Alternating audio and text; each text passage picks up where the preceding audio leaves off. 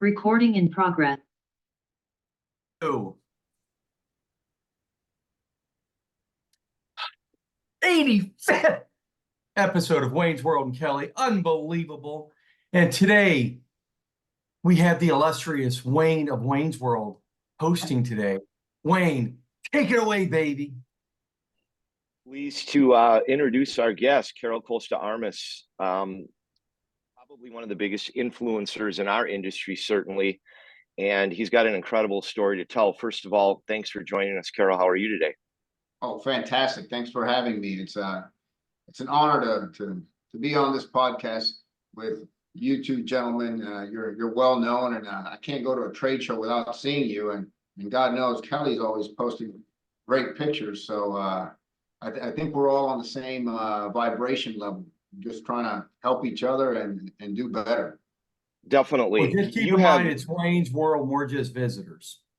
Well, yeah, I appreciate y'all coming on. It's impossible to be in this industry and not be aware of who you are, Karel. I certainly noticed all the good content that you put on LinkedIn, and there's been so many posts that you have had that have resonated with me. But before we get into that, kind of take us back a little bit regarding the start that you had in your career in law enforcement, and about how that kind of segued into the career you're in right now and the brand that you've built. So go ahead, man. Okay, I'll give you a quick recap, right? So I've been on this earth about 5 decades. So I'm not a young buck. I have quite a bit of experience. And way back when I was about 14, I was a police explorer. That's part of the Boy Scouts. Then I went to the military because I didn't want to go into the 13th grade. I was in Miami.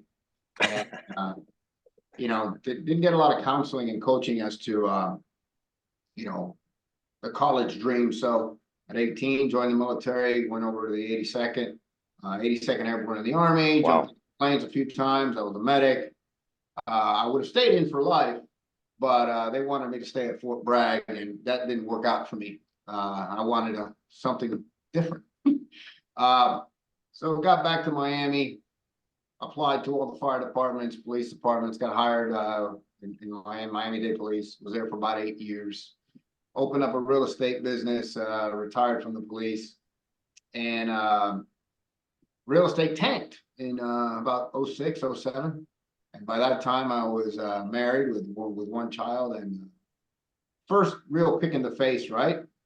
And like many managers, you take a poll, most community association managers fell into this industry as a fluke, as a last resort. And so true. Next thing you know, they're there for a long time. I got about 2 decades in. And when I started, it was a high rise on Key Biscayne. I said, you know what? I'm not going to be doing this for more than 2 or 3 weeks. And because the board at that time had found me and just come after me for several months. They're like, I know you can do this. You're an organized guy. And I was like, I can't even spell condo, And turns out that I used some of my organizational skills and police evaluation methods. And I found that, oh my God, look at all these things that are wrong. I don't know the right way to do it, but I know they're wrong.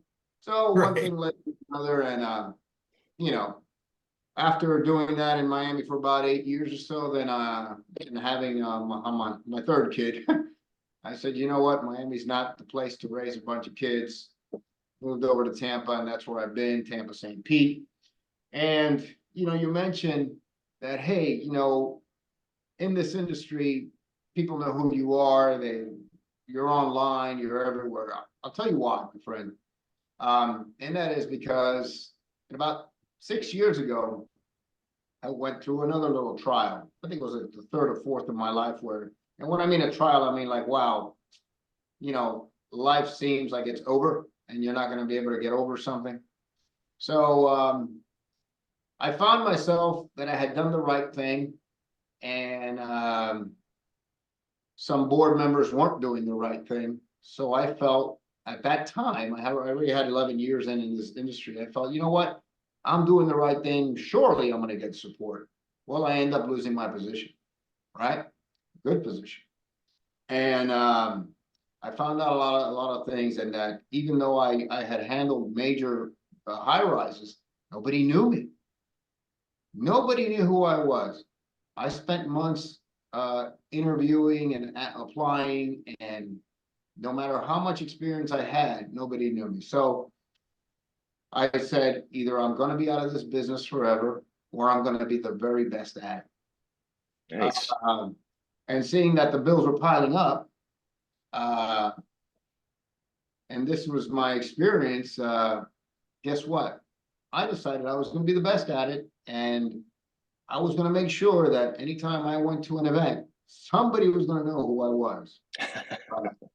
And I was going to network enough that in the event that I needed help, I was going to be able to reach out to my network and either help them or they're going to help me, and we're all going to build it together. You know, the old saying, your net worth is really your network, you know? So I decided that I was going to try to help as many people as possible. One of the ways I do that is by giving advice to managers. You've seen some of my videos. I usually say things that nobody wants to say, right? Oh, yes, you do. I usually say things that are daily occurrences for managers, but nobody wants to talk about, because I know one thing, my friend, most management companies, no matter how great the management companies are, I find that their regional managers and their vice presidents even are always trying to put out fires and fill vacancies, right? So the regional manager role and even VPs are out there to help managers with support, but there's so many fires to put out and so many vacancies that these higher positions are the ones filling the vacancies, and the managers have no support. So believe it or not, I get calls from managers from all over the place, even out of this country, that are in this industry and just ask me for advice, you know, and I'll give them 20, 30 minutes, you know, talking. And a lot of the times I'll just say, look, if you're not going after your designations, your CMCA, your AMS, your PCAM, it's going to be hard. It's going to be hard, you know. So that's kind of like the gist of how I got to where I'm at. And so, just one post that you had, just man, it's got to be my favorite out of all the ones that I've watched on for you, and I messaged you on it. It's showing up and how you look and the clothes you wear. I think you and I had some messages where we were exchanging, kind of like bemoaning the state of you know, of our country and how people look everywhere from the airports to meetings to restaurants, and you know, shaving, just all the fundamental things that we used to have, and they were called standards, and man, have they fallen. Your post completely resonated with me so much. Reflect on that a little bit, because man, when I see you, bro, you are dressed to the nines. Well, here's the thing, man. I think everybody should look clean, right? Look at Kelly right now. Kelly's got a polo shirt with a logo on, right? That is a professional looking representative of that company. You don't have to wear a tie. I have 100 ties. I'll never wear a tie unless it's a special event. I like them, Right. but I'm in St. Pete, dude. When I got to go on a roof, if I got to go in a tie, I'm going to probably choke somebody with it. It's not going to happen, you know? So, you know, you got to dress appropriately. Okay. So a lot of times, and you know, another manager just wrote a post on this week about the state of the younger generation and what they deem normal. My kids go to school in pajamas and flip-flops, you know, they're Yeezys or whatever the hell they're called. I fought it for a while, but then I'm like, Jesus, everybody's doing this, right? And then you got all these supposed trenders, you know, trendy people posting that they're billionaires and they're walking around, you know, with you know, not shaved and long hair. Hey, great, that might be like 1 in a million person, but everybody tries to you know, imitate that. That just, it's not realistic. So I get managers, you know, back to the topic of managers. managers who are not caring enough to iron their shirt, or, they look like rag bags, but they want the respect that a professional gets. Or, I hate to say this because, this is sensitive, their fitness, their posture, their appearance. The way you do one thing is the way you do everything. I know you guys have heard that. So if I see you take care of yourself, no matter whether you're tall, skinny, or fat, whatever you are, if women take the time to put on makeup, men take the time to shave and iron their shirt, there's a certain, respect that goes with that. Another thing, when I hire security guards, I sit with their branch manager, I tell them, usually I'll come to a property and they look like crap. It looks like they pulled their shirt out of a tin can. So I said, Because they look, man, did. they did, or they slept in it, or they hasn't been washed in 35 weeks.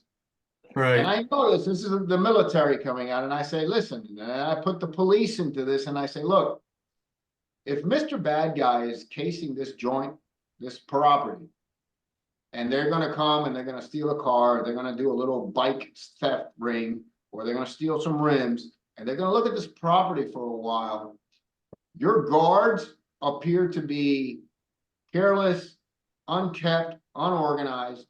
The first thing I want is white shirts and black pants and everything ironed. And you promised me, promising that, so I want you to be on top of it. So appearance goes a long way. And yeah, you mentioned that post I made. It's tough because nobody wants to say it. Nobody even wants to counsel the manager, like, hey, you look like crap, get it together. Yeah, I mean, I got a theory that I think all of this started. All three of us are basically within the same age group. I remember when Casual Fridays started in corporate America. You'd have to wear a nice shirt, and slacks to go along with that. And then they allowed jeans. Okay, and I knew once that happened, it was going to be a race to the bottom, and it was. Okay, now I might be an outlier here and bring in some of my Midwestern values that I incorporated in my life down to Florida. But when I go to a meeting, I don't even wear shorts. I mean, everybody wears shorts here. I refuse to wear shorts. When I take a client out to dinner or to lunch, I'm always wearing pants. That's something that I'm never going to deviate from that. It's his legs. It's his legs. They're not good. Oh yeah, they're good. But he's always working upper body. T-shirt body. But that can segue into the next one. But Karel, comment on when you think the lack of standards basically disappeared, and then go into the fitness portion of what I've seen that you have offered. And when I looked at your LinkedIn profile, I believe that you have a degree like in massage therapy. So you've certainly incorporated the physical fitness part along with your appearance and your knowledge, and you kind of wrap that all into one. So hit on that lack of standards first, and when you think that started. Well, the lack of standards really is set by the company you're in and the resources they provide, right? So if the roofing company is going to sub out a bunch of guys and they're not even going to give them a shirt that says ABC Roofing, you got a problem. I had a huge mold remediation project, probably close to $2 million. And I knew that they were just going over to Home Depot and grabbing people to wipe down the walls. And, I had to have a little come to Jesus meeting. And I was like, listen, dude, you sold this on this horrible, mold and all this other stuff. And you got, all these rag bags coming up. Can you at least give them a shirt? Our multi-million-dollar units with multi-millionaires, they're not stupid, so play the part. So, I love name brands, I'm that guy, love it. But to look good doesn't require a lot of money. It requires a washing machine and a dryer and an iron. I'll give you an example. I have shoes that look brand new that are over 25 years old. This shirt that I'm wearing right now, this pink little shirt, $25. but it's crisp, it's starched. I did it. I didn't go to the cleaners, you know, because that's a lot of money. And you can tell right now that Kelly took, you know, 3 minutes out of his morning to do his hair somehow and put some gel in. I mean, you can tell, right? I mean, it's just the way it is, man. You can tell when somebody cares. Now, when I go to fitness, that goes a long way, because that can play into setting an example for your children to be in shape, to eat the right things. Hey, brother, I love to eat. Love to eat. I have zero self-control. If you put a cake in front of me, I'm not even gonna give you a piece. I just No work required. Dude, a cake. That's awesome, dude. listen, dude. I'm telling you, but I'm up at 3:15 every day, every morning, 7 days a week. I'm at the gym by 4:15 after I, you know, come to life and have coffee and my joints. But I'm back home by 6 a.m. to get the kids ready for school, and then I go to work. That's every day. Why? Tell you one reason. I got a super hot wife, man, and she's dedicated to her. And you know what? Hey, if you want honesty, you're always gonna get that from me.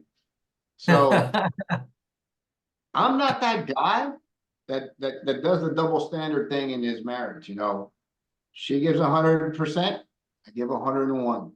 You know, my kids, I got 3 boys, one girl. They know when they act up, I'm so old school. Hey, what did you say? You want $5? That's gonna cost you 50 push-ups. And No way. I love it. Your daughter's like, Dad. you know, the boys, I swear to you, my 12-year-old can easily do 60 push-ups without stopping.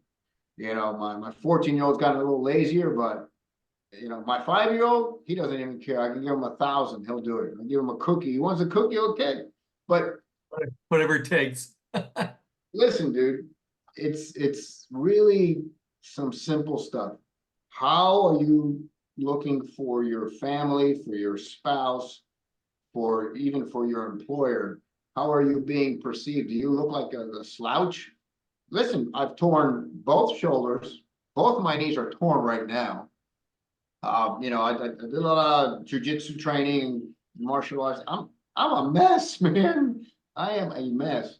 But you couldn't tell that, you know, unless you saw me at 3:30 in the morning or 8 p.m. at night, you'd think, man, this guy's in great shape. Well, I do what I can. That's really it. And I think that managers, roofers, painters, they have relationships, they have lives, they have stress, right? So if you exercise and eat right, it helps with the stress, because you know, life isn't easy, dude. I just told you, I do what I do because I've been kicked in the face a few times by life. And I'm not gonna quit. You know, I got kids, I'm not gonna quit. And I got guys like you who we run together, you know. I don't know if we're gonna be working together tomorrow, because in this industry, that's what happens. And that's why I post, because Wayne, if you had a job opening that I liked, do we even need to interview that much? You know who I am. Right. So Right. that's why I've seen so many managers go into the business development side, you know, into, you know, all sorts of different areas. Hey, if a roofer called me today and said, hey, Karel, here's a number. You're the guy that I want out there getting me clients for roofing. I might consider that, you know? You never know what anybody is looking for or what they need or how you can help them. So I'm out there to connect people when I can. You know, I had an attorney reach out to me just yesterday saying, hey, my firm is closing. You know any openings? Okay. And I sent out a few emails. That's it. I love those phone calls. Comment a little bit. So I looked at Florida is probably being the most networked up state that I've ever seen. And what I'm referring to is there's almost daily I see on LinkedIn there's announcements of all of the a lot of the managers and the business partners getting together, and they have a function. You know, they invite board members and managers and folks, and then the business partners, you know, have banners and they present and everything. There's so many of them, and it seems like a really good idea. I don't know if you're participating in any of those, but give me your thoughts on participation as a manager in something like that versus the one-man brand that you have built for yourself that seems to kind of speak for itself. Do y'all need to get into a room and have 50 to 100 of you, or has it always been more effective with just you, or do you do a combination of both? Listen, I love networking events. I go to them as much as possible. These last 6 months have been difficult because of the amount of projects I have. But if you guys ever teach a class, or you want me to teach an online course for you, and you want to put this on a podcast, I teach a 1-hour class on social media for community association and vendors. I have a 1-hour course. It's not a CEU course because I haven't sent it to the state, but it's specifically for managers to set up their social media for their associations, and it's half of it is for vendors to learn a few things and how to tag people, how to help each other, and stop posting your damn happy hours, man. Post the before and after pictures of what you did with the damn wall. Post what you did with, you know, your client, or how happy they are, testimonial. So I do a lot of that because it's great to see the lunches. Man, a big old rack of lamb or ribs and everything on that lunch, that looks great. But if that's all you're posting and you're selling paint, I don't know that you know about paint. Put some damn paint in your post, you know? That's what I try to tell people, because no matter how much I know about you, unless you remind me of what you're doing, I'll just think, oh yeah, I know Wayne, he's a nice guy. Just don't know what the hell he does, you know? And I learned that in a course I took from when I was a realtor at Brian Buffini, about following up and reminding people about what they, you know, about what you do. You know, like, hey man, you know, I'm Karel, I have a painting company. Remember that. And then 60 days later, the same thing. It's basic follow-up. Nobody teaches that anymore because everybody depends on that auto drip campaign email that everybody buys into that nobody opens. That nobody opens for sure. I refuse to do that. You'll never get one of those from LGC or Kelly Kuhn. I hate Same with us. that stuff. But dude, let me mention next Wednesday, the 3rd, it's a week from Wednesday. Jeez, week from Wednesday, April 3rd, right? It's a Wednesday. Everybody with me? The L&L show is in Broward back at the convention center. L&L having a big show for community association people, board members, and property managers. It's gonna be a well-attended event. And at Quarter Decks afterwards at 3 o'clock, we're having a happy hour. I'll come one, come all. I will post pictures at the trade show and at the happy hour. No, is that in Tampa? Where is that? There's a couple No, shows in Fort in Lauderdale. Tampa. Did I not say Fort Lauderdale? Shame on me. That's I don't in Fort know. Lauderdale. Yeah. And the following Wednesday, we're having it up in Palm Beach, and I haven't figured out where we're going to do the happy hour there. But it's always great because it's a bunch of great networking. Wayne came in the most god-awful yellow shirt 3 years ago. It was 3 years ago. But you remember who was there. Oh, yeah. Well, it was a great event. We had over 80 people there. It was a fantastic event. People still talk about it. Listen, And I am envious of your East Coast events, okay? They look like they're fun as hell. The only time I get to the East Coast is when I have a consulting client or some type of criminal lawsuit thing I'm looking at, and I go to the East Coast, and I'm never able to peg down a place or a date. So I'm gonna be down there. I'm gonna be down in Doral, April 12th through the 14th for a fraud convention type deal. So I'm gonna reach out to you and see if sometime in there there's an event. Doesn't have to be a happy hour, you know, because maybe we'll make it. I don't even drink, so and I love happy hours. I drink very little. I drink next to nothing. I mean, and only because I'm loud, obnoxious, sober. So, and I also like to show people you can have a good time without doing that type of thing. I'm going to turn 61 next month. Really? I take zero medication. I work out every day. I did 10 miles on Saturday, I think it was. Running? Saturday. No, I walk because I love my knees. My sister had a knee replacement a couple months ago. She was the marathon runner. And I love her to death, but I don't want to imitate her bionic body.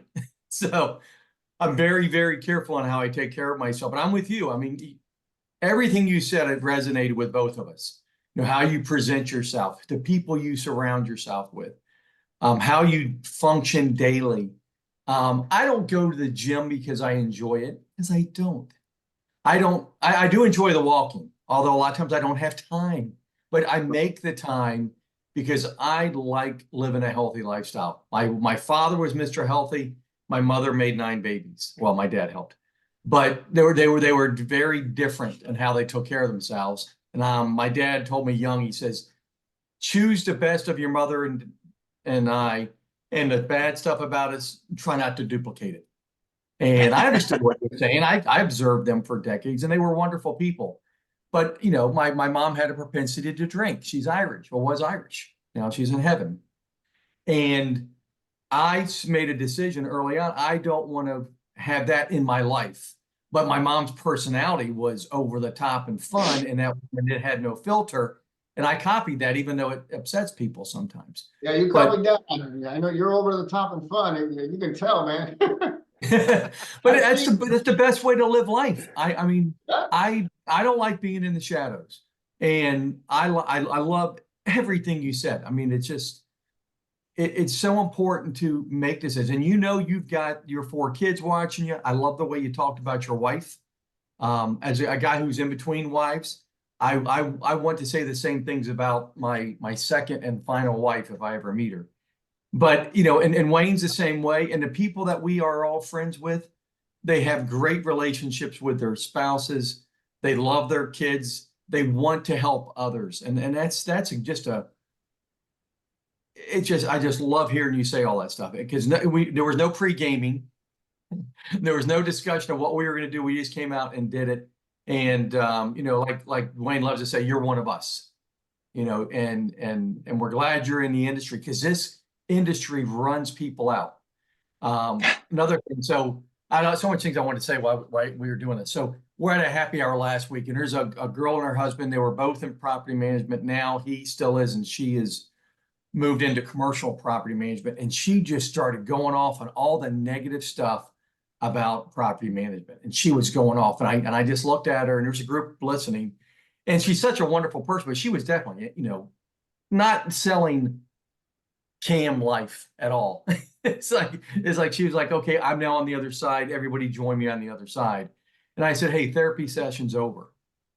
And the truth is, you and many of the people that we love out there in the industry, they know all the pitfalls, and they look for solutions, and they look to do better.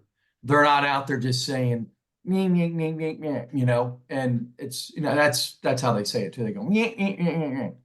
But we all have choices every single day. You do it a little bit earlier than I do in the morning, but I don't drink coffee, believe it or not. And I drink a Rockin Wellness Health Shake, one of our fake sponsors, but I've been doing it for probably 13 years now. Great stuff. 2 scoops, get enough protein. But life is short. It's what we make of it. And you were such a great example of how to live life right. And I just, you're a breath of fresh air from the property management side. And I really appreciate that you're in the industry. Thanks for not giving up on us. No, it's tough. And that's why I post what I post, because managers, I think most managers don't realize that all the other managers are going through what they're going through. And Sure. they face the same stresses, and there's no support. Sorry, most managers that fall into this don't get any training. They just, hey, here's the key to the association, have fun, bye.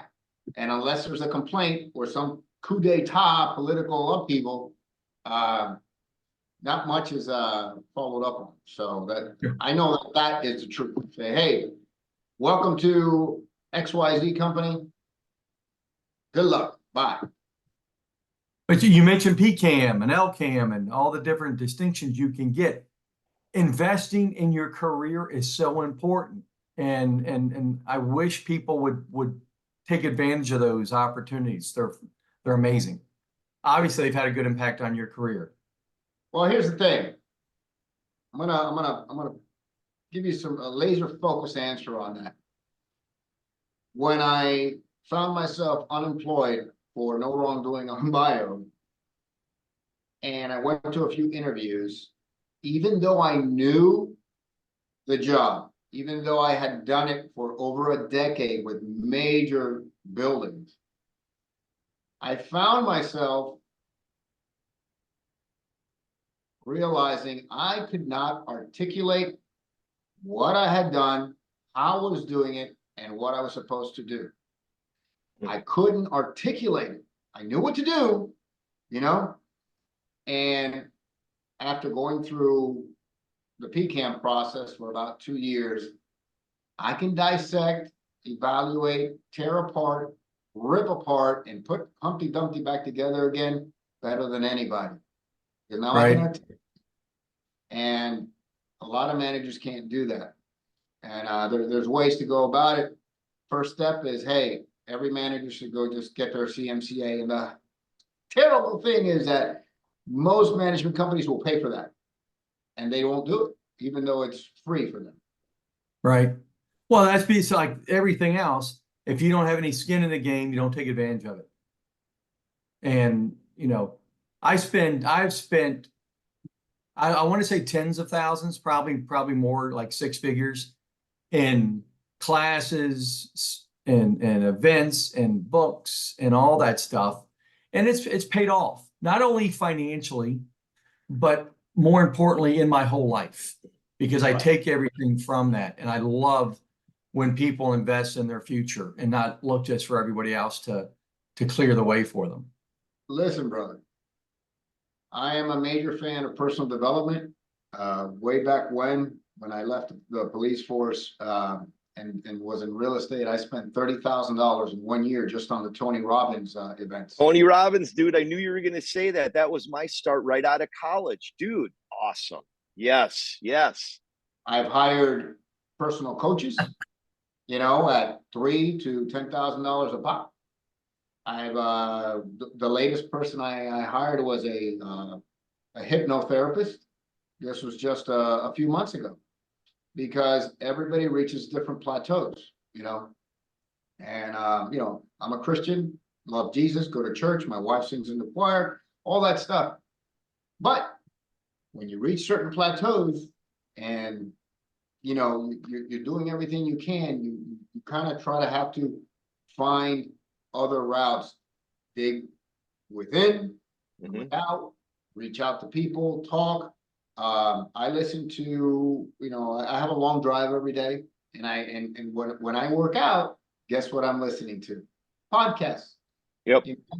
Me Unless too. I take a bag, then it's music. But usually I'm listening to Alex Ramosi, Gary Vee, all the YouTube influencers, you know, Mr. Beast, Les Brown, Brian Tracy, Jim Rohn. I'll tell you what, man, don't tell anybody, okay? But my goal is to be on a stage, okay, helping managers out. That's my goal. Love it. Dude, you're already doing that right now. I mean, like, if I'm a cam and I don't know what to do in my day or my career or how I'm going to build it, they could do a hell of a lot worse than like finding you, and you're not hard to find, right? And just listen to the snippets that you provide as a start. I mean, and that's free. I mean, Yeah. it's everything is free. Sure, if you want to take it to another level, you can pay money. I get that.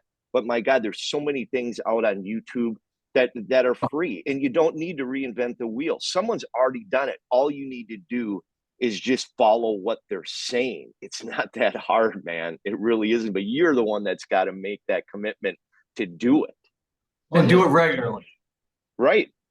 You have to be persistent. You're doing this podcast.